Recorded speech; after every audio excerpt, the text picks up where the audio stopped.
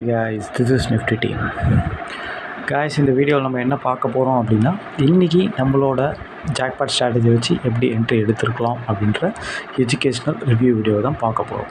வீடியோக்குள்ளே நம்ம போகிறதுக்கு முன்னாடி இந்த வீடியோவை யூடியூப்பில் யாருன்னா புதுசாக பார்க்குறீங்க அப்படின்னா, நீங்கள் ஆப்ஷன் பையர்ஸாக இருந்தாலும் சரி, செல்லர்ஸாக இருந்தாலும் சரி, நம்ம யூடியூப் சேனல் கீழே இருக்க டெலிகிராம் சேனலில் ஜாயின் பண்ணிங்க. அப்போ தான் நம்ம போடுற செல்லர்ஸோட ரியல் சப்போர்ட் ரெசிஸ்டன், செல்லர்ஸோட ரியல் பிஇபி லெவல் எல்லாம் உங்களுக்கு ஃப்ரீயாக கிடைக்கும். கைஸ், அது மட்டும் இல்லாமல் நம்ம ஒரு வீடியோ கோர்ஸ் கொடுக்குறோம். அந்த கோர்ஸ் என்ன அப்படின்னு கேட்டிங்கன்னா, இந்த ஆப்ஷன் மார்க்கெட்டில் எப்படி நம்ம ஈஸியாக ப்ராஃபிட் பண்ணுறதுன்னு சொல்லிட்டு நம்ம ஒரு ஜாக்பாட் ஸ்ட்ராட்டஜி க்ரியேட் பண்ணியிருக்கோம். இந்த ஸ்ட்ராட்டஜி எதை பேஸ் பண்ணுது அப்படின்னு கேட்டிங்கன்னா, ஆக்சுவலாக வந்து பார்த்திங்கன்னா, இந்த மார்க்கெட் செல்லர்ஸோட மார்க்கெட், ஓகேங்களா. அப்போது இந்த செல்லர்ஸோட மார்க்கெட்டில் பையர்ஸ் வின் பண்ண முடியுமா அப்படின்னு கேட்டால், அது வந்து ரொம்ப ஒரு கஷ்டமான விஷயம். அதுக்கு கரெக்டான ஸ்ட்ராட்டஜி இல்லாமல் பண்ண முடியாது. ஆக்சுவலாக இந்த மார்க்கெட்டில் செல்லர்ஸ்க்கு தான் அட்வான்டேஜ் அதிகம்.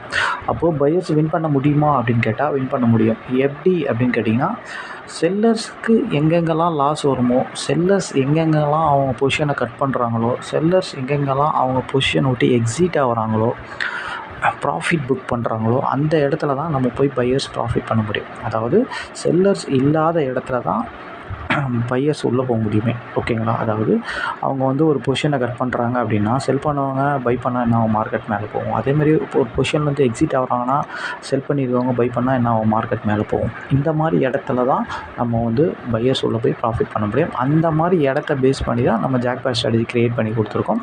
முழுக்க இந்த ஸ்ட்ராட்டஜி அட்வான்ஸ் லெவல் எல்லாமே செல்லர்ஸோட பாயிண்ட்ஸ் ஆஃப் வியூவில் தான் இருக்கும். ரொம்ப ஈஸியாகவும் ரொம்ப சிம்பிளாகவும் இருக்கும். இது தேவைப்படுறவங்க கற்றுக்கணும்னு நினைக்கிறோம். கண்டிப்பாக நம்ம டெலிகிராம் சேனல் டிஸ்கிரிப்ஷனில் நம்ம காண்டாக்ட் லிங்க் இருக்குது, அதில் வந்து நம்மளை காண்டாக்ட் பண்ணலாம். ஓகே கைஸ், இன்றைக்கி மார்க்கெட்டில் நம்மளோட ஸ்ட்ராட்டஜி வச்சு எப்படி என்ட்ரி எடுத்துலாம் பார்க்கலாம். கைஸ், இன்றைக்கி மார்க்கெட் எங்கே ஓப்பன் ஆச்சு அப்படின்னு கேட்டிங்கன்னா, 24,290 பக்கமாக ஓப்பன் ஆச்சு. ஓப்பன் ஆன ஒரு 10 நிமிஷத்துலேருந்து ஒரு 15 நிமிஷம் வெயிட் பண்ணி தான் நம்ம என்ட்ரி எடுப்போம். அதாவது எந்த சைடு நம்ம ஸ்ட்ராட்டஜி வந்திருக்கோ, கால் சைடு நம்ம ஸ்ட்ராட்டஜி வந்திருக்கா, புட்டு சைடு நம்ம ஸ்ட்ராட்டஜி வந்திருக்கான்னு பார்த்து தான் நம்ம என்ட்ரி எடுப்போம். இதில் ஆக்சுவலாக 2 சைடில் எந்த சைடு ஜாக்பாட் ஸ்ட்ராட்டஜி க்ரியேட் ஆகிருக்கோ அந்த சைடு நம்ம எடுப்போம் போய்ட்டு, ஓகேங்களா. ஓகே, இன்றைக்கி மார்க்கெட்டில் என்ன நடந்தது அப்படின்ட்டு பார்க்கலாம். ஆக்சுவலாக 24,290 மார்க்கெட் ஓவர். 15 நிமிஷத்தில் மார்க்கெட் என்ன பண்ணுச்சு அப்படின்னா, எஸ்டர்டேயே பிரேக் பண்ண முடியல. எஸ்டர்டே பக்கத்தில் தான் இருந்தது. இதுதான் எஸ்டர்டே 24,350. எஸ்டர்டேயே இவனால் தாண்ட முடியல, ஓகேங்களா. 15 நிமிஷமாக ஓப்பன் மேலே இருந்தவன் கரெக்டாக 20 நிமிஷத்தில் ஓப்பனை உடைச்சிட்டான். எஸ்டர்டே ரொம்ப முக்கியமானது, எஸ்டர்டேயே தாண்ட முடியல, ஓப்பனை கீழே உடைச்சிட்டான், ஓகேங்களா. அப்போ மார்க்கெட் இருந்த இடம் பார்த்திங்கன்னா 24,280, ஓகேங்களா. அப்போது இதில் இந்த மணி யார் அப்படின்னு பார்த்தீங்கன்னா, 24,250 காலும் 24,300 புட்டும் தான் இந்த மணி. மார்க்கெட் ஓப்பனை தக்க வைக்க முடியல. எஸ்டர்டே பக்கத்துலேயே ஓப்பன் ஆகி எஸ்டர்டேயை தாண்ட முடியாமல் ஓப்பனை கீழே உடச்ச காரணத்தால் நம்ம போய்ட்டு ஃபஸ்ட்டு 300 தான் பார்த்தோம். 24,300 தான், 24,300 புட்டை தான் போய் பார்த்தோம். இதுதான் ஆக்சுவலாக 24,300 புட்டு. ஆக்சுவலாக இதில் ரொம்ப முக்கியமான விஷயம் என்ன அப்படின்னு கேட்டிங்கன்னா, மார்க்கெட் எஸ்டர்டேயை உடைக்கலை, எஸ்டர்டேயை தாண்ட முடியல, எஸ்டர்டே தொட்டுட்டு எஸ்டர்டேயை கீழே உடைக்கிறான், ஓப்பனை கீழே உடைக்கிறான்னா, புட் ஆப்ஷன் லோவை உடைக்கக்கூடாது. லோவை உடைக்கக்கூடாது. சப்போஸ் லோவுக்கு கீழே இருந்தால் லோ உள்ளே வந்துடும். இதுதான் நம்மளோட ஜாக்பாட் ஸ்ட்ராட்டஜி. இதில் நம்ம ஓவராலாக சொல்கிறோம், நம்ம ஸ்ட்ராட்டஜி வீடியோவில் இன்டெப்த்தாக சொல்லியிருக்கோம், ஓகேங்களா. அப்படி பார்க்கும்போது இதுதான் எஸ்டர்டே லோ. 15 நிமிஷத்தில் மார்க்கெட் இங்கே தான் இருந்தது. ஆக்சுவலாக நம்ம 10 நிமிஷத்தில் என்ட்ரி எடுத்துருப்போம். ஏன்னா 10 நிமிஷத்தில் மார்க்கெட் எஸ்டர்டே லோ கிட்ட தான் இருந்தது. அப்போது இந்த கேண்டலில் தான் நம்ம என்ட்ரி எடுக்கிற மாதிரி இருக்கும். அதாவது 150ன்ற இடத்துல தான் என்ட்ரி எடுக்கிற மாதிரி இருக்கும்.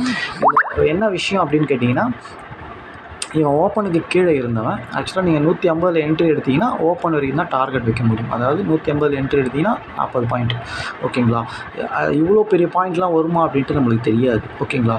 ஆக்சுவலாக வந்து மார்க்கெட் வந்து எவ்வளோ தூரம் வேணால் போகலாம், எப்படி வேணால் இருக்கலாம், அது நம்மளுக்கு தேவையில்லை. நம்ம ஸ்ட்ராட்டஜி பிரகாரம் என்ட்ரி தான் ஃபஸ்ட்டு 15 பாயிண்ட்டும், அதுக்கப்புறம் ட்ரைலிங் ஸ்டாப்லாஸ் போட்டு விட்டுருவோம். ஒரு 1/2 அன் ஹவர் வெயிட் பண்ணுவோம், போனஸ் பாயிண்ட்டை பிடிப்போம்.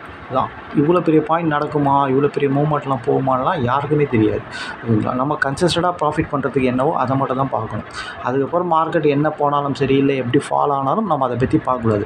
நம்ம ஸ்ட்ராட்டஜி பிரகாரம் உள்ளே போகிறோம், 15 பாயிண்ட் எடுக்கிறோம், வெளியே வரும். இவ்வளோ தான், இப்படி தான் நம்ம மைண்ட் செட் இருக்கணும், ஓகேங்களா. அப்போ தான் நீங்கள் கன்சிஸ்டண்டாக ப்ராஃபிட் பண்ண முடியும், ஓகேங்களா. சப்போஸ் இந்த போனஸ் பாயிண்ட்லாம் பிடிக்கணும்னு நினச்சிங்க அப்படின்னா, நீங்கள் 15 பாயிண்டில் ஒரு லாட்டை கட் பண்ணிவிட்டு ஒரு லாட்டை ட்ரைனிங் ஸ்டாப்லாஸ் போட்ட இடத்துல வைக்கணும், ஓகேங்களா. ஓகே, இப்போது நம்ம இவனை ஏன் எடுத்தோம் அப்படின்னா மார்க்கெட் எஸ்டர்டே கீழே உடச்சிருச்சு, ஓப்பனை கீழே உடச்சிருச்சு. அப்போது புட் ஆப்ஷன் ஓப்பனை தாண்டி போகிறான், எஸ்டர்டே லோவை கட் பண்ண மாட்டான்றது தான் நம்ம ஸ்ட்ராட்டஜி. இதுக்கு மெயினாக வந்து மார்க்கெட் மட்டும் இந்த மாதிரி இருந்தால் பத்தாது, கால் ஆப்ஷனும் அந்த மாதிரி இருக்கணும். ரொம்ப ரொம்ப முக்கியம் கால் ஆப்ஷன் தான். ஓகேங்களா? அப்போது எந்த மணி கால் ஆப்ஷன் யார் அப்படின்னு கேட்டிங்கன்னா 24,250 கால் ஆப்ஷன். ஓகேங்களா? இதுதான் 24,250 கால் ஆப்ஷனோட சார்ட். ஓகேங்களா? இவனை பாருங்கள், சேம் மார்க்கெட் எப்படி ஒரு 20 நிமிஷத்தில் ஓப்பனை உடச்சிதோ, எஸ்டர்டேயை தாண்ட முடியும், சேம் சினாரிலே இவனும் இருக்கான். ஓகேங்களா? அதாவது இவனும் எஸ்டர்டேயை தொட்டுட்டு எஸ்டர்டேக்கிட்டே போகலை இவன். ஓகேங்களா? இதுதான் எஸ்டர்டே. ஆக்சுவலாக எஸ்டர்டே வந்து 275ன்னு வச்சுக்கிங்க. இவன் மேக்ஸிமம் எவ்வளோ தூரம் போயிருக்கான் அப்படின்னா 270 வரைக்கும் போனான். ஆக்சுவலாக சார்ட்டில் அது சரியாக காட்டாது, நீங்கள் போய்ட்டு ஆக்டிவ் கான்டாக்டில் போய் பார்த்தீங்கன்னா தெரியும். 270 வரைக்கும் போனான். ஓகேங்களா? ஆக்சுவலாக வந்து எஸ்டர்டே ஐ வரைக்கும் போயிட்டு, எஸ்டர்டே ஐ கிட்ட போயிட்டு உடனே வந்து ஓப்பனை கீழே உடைச்சிட்டான். அதாவது மார்க்கெட் எப்படி எஸ்டர்டேயை தாண்ட முடியாமல் எஸ்டர்டேயை தொட்டுட்டு கீழே வந்ததோ அதே மாதிரி இவனும் வந்துட்டான், சேம் சினாரியில் வந்துட்டான். அப்போது இந்த மெயின் ரீசன்னால தான், அதாவது கால் ஆப்ஷனும் சேம் சினாரியில் இருக்கணும். மார்க்கெட் இருக்குதோ இல்லையோ, ஆனால் கால் ஆப்ஷன் இந்த சினாரியில் இருந்தால் தான் நம்ம புட் ஆப்ஷனை போய்ட்டு நம்ம ஸ்ட்ராட்டஜி பிரகாரம் எடுக்க முடியும். இது ரொம்ப முக்கியம். 2 பேரும் சேமாக இருந்துட்டாங்கன்னா ரொம்ப ரொம்ப கம்ஃபர்டபுளாக இருக்கும். ஓகேங்களா? ரொம்ப சூப்பராக இருக்கும். அதனால தான் சொல்கிறேன். ஓகேங்களா? அப்போது ப்ரீமியமும் மார்க்கெட்டும் சேம் சினாரியில் இருக்குது. அப்போது இவன் வந்து எஸ்டர்டேயை தாண்டலை அப்படின்னா புட் ஆப்ஷன் எஸ்டர்டே லோ கீழே இருக்கக்கூடாது, லோ பக்கத்துலேயோ லோ கீழே இருந்தாலும் லோ உள்ள வந்துவிடணும். இதுதான் ரூலு. இன்னொன்று, இவன் ஓப்பனையும் உடச்சிட்டான் 20 நிமிஷத்தில். நான் ஏற்கனவே சொல்லியிருக்கேன், எக்ஸ்பைரி டேவை தவிர மற்ற நாளில் வீக்லி டேஸ்லாம் வந்து பார்த்திங்கன்னா ஓப்பனுக்கு கீழே எவனா ஒருத்தன் மேலே இருந்தே தருவான். ஒன்று இவன் கீழே உடச்சானா அவன் மேலே போயிடுவான், அவன் கீழே உடச்சானா இவன் மேலே வந்துடுவான். அப்போது இவன் 20 நிமிஷத்தில் கீழே வந்துட்டான் அப்படின்னும்போது கண்டிப்பாக புட் ஆப்ஷன் ஓப்பனுக்கு கீழே இருந்தாலும் ஓப்பனை தாண்டி போவான் அப்படின்றது தான் ரூல். ஓகேங்களா? அப்படி தான் நடக்கும், பெரும்பாலும் அப்படி தான் நடக்கும். ஆனால் நம்ம சேஃபாக ஓப்பன் தொடரும்போது வெளியே வந்துடணும். ஏன்னா ஓப்பனே 40 பாயிண்ட் இருந்தது புட் ஆப்ஷனுக்கு. 150 என்ட்ரி அப்படின்னா சப்போஸ் நீங்கள் 160 எடுத்திருந்தா கூட 30 பாயிண்ட் டார்கெட் இருந்தது. ஓகேங்களா? ரொம்ப சிம்பிள், ரொம்ப ஈஸி. இன்னொன்று வந்து இன்றைக்கி ஒன் சைட் மார்க்கெட் தான், ஒரே ட்ரெண்டு செல்லு. ஓகேங்களா? அதனால் ரொம்ப ஈஸியாக இருந்தது. ஆனால் இந்த மாதிரி சினாரியோவில் தான் இன்சைட் மார்க்கெட்லேயும் மாறி மாறி வரும். என்னென்னா இப்போ புட்டு பர்ஃபார்ம் பண்ணால் ஃபஸ்ட் ஹாஃப்லனா செகண்ட் ஹாஃபில் கால் பர்ஃபார்ம் பண்ணுவோம், சேம் சினாரியில் தான்.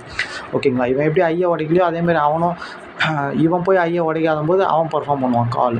ஓகேங்களா? அவன் வீக் ஆனவனை இவன் பர்ஃபார்ம் பண்ணுவான். இது ரொம்ப இன்டிப்த்தாக நம்ம ஸ்ட்ராட்டஜி வீடியோவில் ரொம்ப அழகாகவே சொல்லியிருப்போம். ஓகேங்களா? ரொம்ப சிம்பிள், ரொம்ப ஈஸி, ரொம்ப அதாவது செல்லர்ஸோட அதாவது அவங்களோட மூமெண்ட்டை வச்சு தான் இந்த ஸ்ட்ராட்டஜி மெயின். ஓகேங்களா? அதாவது செல்லர்ஸ் எங்கெங்கெல்லாம் வந்து வெளியே போகிறாங்க, எங்கெங்கெல்லாம் எக்ஸிட் ஆகுறாங்க அப்படின்றத பேஸ் பண்ணி தான் நம்ம பையர்ஸ் உள்ளே போய் ப்ராஃபிட் பண்ணணும். அதை சுற்றி தான் இந்த ஸ்ட்ராட்டஜி இருக்கும். ஓகேங்களா? அதுக்குன்னு ரொம்ப கஷ்டமாக இருக்குமான்னு கேட்டால் ரொம்ப ஈஸியாகவும் ரொம்ப புரிஞ்சிக்கிற மாதிரி தான் இது இருக்கும். ஓகேங்களா? ஓகே கைஸ், இன்றைக்கி மார்க்கெட் ரொம்ப சிம்பிள், ரொம்ப ஈஸியான மார்க்கெட்டு தான். யார் வேணால் எடுத்துருக்கலாம் என்ட்ரி இதில். ஏன் அப்படின்னா ஒன் சைட் மார்க்கெட்டில் எப்படி எங்கே என்ட்ரி எடுத்தாலும் ப்ராஃபிட் தான் வரும். இன்சைட் மார்க்கெட்டில் மூவ்மெண்ட் இல்லாத மார்க்கெட், நேற்று மார்க்கெட் மாதிரிலாம் மூவ்மெண்ட் இல்லாத மார்க்கெட்டில் தான் வந்து நம்ம கஷ்டமாக இருக்கும் என்ட்ரி. ஓகேங்களா? அதில் கூட நம்ம உள்ளே போய்ட்டு 10 பாயிண்ட் எடுத்துகிட்டு வெளியே வந்துடலாம் நம்ம ஸ்ட்ராட்டஜி பிரகாரம். ஓகேங்களா? எப்போதுமே மூவ்மெண்ட் இருக்குதா இல்லையா அப்படின்றது யாராலையும் சொல்ல முடியாது. இப்போ இருக்கும்போது நம்ம பண்ணுறோம், இல்லாத போது நம்ம என்ன பண்ணணும், அதுக்கு தான் நம்ம எப்போதுமே கன்சிஸ்டடாக அந்த 15 பாயிண்ட் டார்கெட் வைக்கிறோம். ஓகேங்களா? அது மூவ்மெண்ட் இருக்குதோ மூவ்மெண்ட் இல்லையோ, பெரிய மூவ்மெண்ட் நடக்க போதோ நடக்க போகிறது இல்லையோ, அதெல்லாம் பற்றி நம்மளுக்கு கவலை கிடையாது. ஓகேங்களா? நம்ம கன்சிஸ்டண்டாக 15 பாயிண்ட் கிடச்சா வெளியே வந்துக்கிட்டே இருக்கும். ஓகேங்களா? அதனால தான் இன்சைட் மார்க்கெட்டில் அவன் என்ன தான் மூவ்மெண்ட்டே இல்லைனாலும் 15 பாயிண்ட் கொடுத்துருவான் கண்டிப்பாக. அட்லீஸ்ட் 12 பாயிண்ட்டாச்சும் கொடுத்துட்டு தான் அவன் ரிட்டர்ன் ஆகணும். அதனால் நம்ம ஸ்ட்ராட்டஜி பிரகாரம் உள்ளே போய்ட்டு வெளியே வந்துடலாம் ஈஸியாக. ஓகேங்களா? ஓகே கைஸ், ரொம்ப சிம்பிள் அண்ட் ஈஸி மார்க்கெட்டு தான் இன்றைக்கி. ஓகேங்களா? 2 days லீவு, மண்டே தான் இதோட மார்க்கெட். தேங்க்யூ கைஸ், மண்டே பார்ப்போம்.